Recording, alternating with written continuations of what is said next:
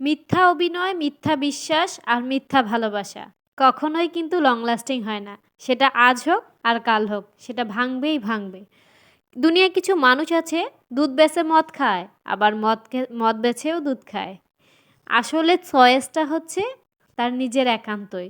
দুনিয়ায় ভালো পথও আছে, খারাপ পথও আছে। আপনি আসলে কোন পথে চলবেন সেটা পুরাটাই ডিপেন্ড করে আপনার নিজের উপর। এতে আপনাকে কেউ ধরে বাঁধে, কেউ এক্কেবারে যদি বলেন একেবারে পথ হেঁটে হেঁটেও নিয়ে যদি যায়, তারপরেও এটা কখনোই পরিবর্তন সম্ভব নয়। হ্যালো এভরিওয়ান, আসসালামু আলাইকুম। কি অবস্থা, কেমন আছেন সবাই?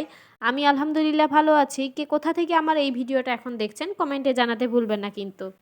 প্রতিদিনের মতো একটা রান্নার ব্লগ নিয়ে এসেছি। সব মিলিয়ে আর কি, রান্নাবান্না ফাঁকে ফাঁকে যা চলে আর কি, সব কিছুই মিলে আজকের ভিডিওটা। শুরুতেই যে কথাটা বলতেছিলাম, আপনারা কতটা একমত অবশ্যই আমাকে কমেন্টে জানাবেন।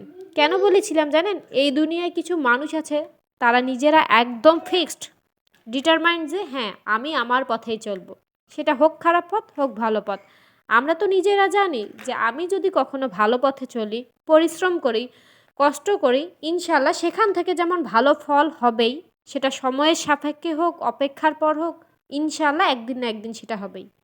তেমনিভাবে যদি আমি খারাপ পথে চলি, খারাপ কাজ করি, সেটাও কিন্তু আমারই প্রাপ্য। তখন কিন্তু আমি কাউকে দোষারোপ করতে পারবো না, কেননা এটা তো আমি নিজেই করেছি। কিন্তু এই সমাজের কিছু মানুষ আছে এটা মোটেও মানবে না।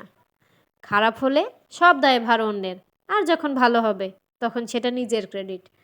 কথা বলতে বলতে এখানে আমার আলু ভর্তাটা হয়ে গিয়েছে, আর এখানে হচ্ছে আমি কি জানি ভেজেছিলাম, অনেকগুলো তেল ছিল, ওটা ঢেলে নিলাম। আর ডালটা তো বসিয়ে দিয়েছি মরিচ পেঁয়াজ দিয়ে। আর এখানে হচ্ছে আমি ফুলকপিটা কেটে নিচ্ছিলাম। তারপরে দেখলাম অনেকগুলো ডাটা, আর ডাটাগুলো কচি ছিল, বেশ নরম ছিল। ভাবলাম একটু ভর্তা করে, দেখলাম সবাই ট্রেন্ডিংয়ে করছে। আর বেশ খেতে যে এত মজা হবে আমি ভাবতেও পারিনি। প্রথম আমি ট্রাই করেছিলাম এই ডাটার ভর্তাটা। যাই হোক, এখানে আমি হচ্ছে কেটে নিয়েছি, খুব মোটাটা দেই নাই, যেটা শক্ত ছিল, আর নরমটা শুধু দিয়েছি। আর 2টা আলু দিয়েছিলাম সাথে, যাতে একটু মানে শক্ত শক্ত টাইপ হয় এরকম। আর হচ্ছে শুটকি দিয়েছিলাম, কাঁচামরিচ আর রসুন সব মিলে প্রেসার কুকারে একটু ভাপ দিয়ে নিয়ে তারপর ভর্তাটা করেছিলাম। আপনারা অবশ্যই আমার পাশে থাকবেন। এ সপ্তাহের উইকলি চ্যালেঞ্জ চলছে আমার পেজে, অবশ্যই সবার পেজে চলে এসেছে। আমার পেজে অবশ্যই বাকি ভিডিওগুলো প্লে করবেন, আর একটা করে রিঅ্যাকশন দিয়ে যাবেন, যাতে আমার এবারে উইকলি চ্যালেঞ্জটা পূরণ হয়। আমি নতুন স্টার সেট আপ দিয়েছি, যে যদি কোনো স্টার সেন্টার ভাই বোনেরা আমার ভিডিওটা দেখেন অবশ্যই একটা পোস্টে হলেও একটা ফুল দিয়ে যাবেন আমাকে। যাই হোক, কথা বলতে বলতে এদিকে বাইরে সেদিন রোদ উঠছিল না, ভিডিওটা অনেক আগেরই করা ছিল। এটা হচ্ছে তারপর ভাবলাম একটু সিঙ্গারা খাওয়া যাক গরম গরম, আর সাথে হচ্ছে 1 কাপ চা। বেশ ভালোই জমবে।